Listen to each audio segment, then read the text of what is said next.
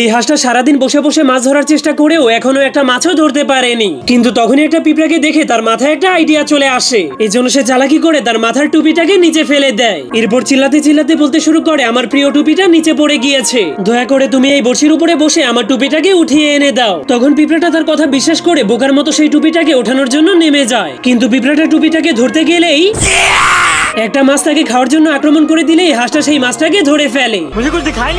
কিন্তু তখন পিঁপড়াটার চোখগুলো বন্ধ হয়ে যাওয়ার কারণে সে বুঝতেই পারেনি যে হাঁসটা তাকে টোপ হিসেবে ব্যবহার করছে। এই জন্য সে আবারও টুপিটাকে আনতে গেলে সে তার মাধ্যমে আরেকটা মাছকেও ধরে ফেলে। কিন্তু পিঁপড়াটা নিচের দিকে না তাকানোর কারণে সে এই বিষয়টা একদমই জানতো না। এই জন্য সে যখনই হঠাৎ করে নিচের দিকে তাকায় তখন সে বুঝতে পারে হাঁসটা তাকে বোকা বানিয়ে মাছের খাবার বানিয়ে দিয়েছিল। এই জন্য পিঁপড়াটা উপরে যাওয়ার পর দেখতে পায় হাঁসটা তার মাধ্যমে অনেকগুলো মাছ ধরে ফেলেছে। তু মেরা वो दोस्त है मेरे भाई।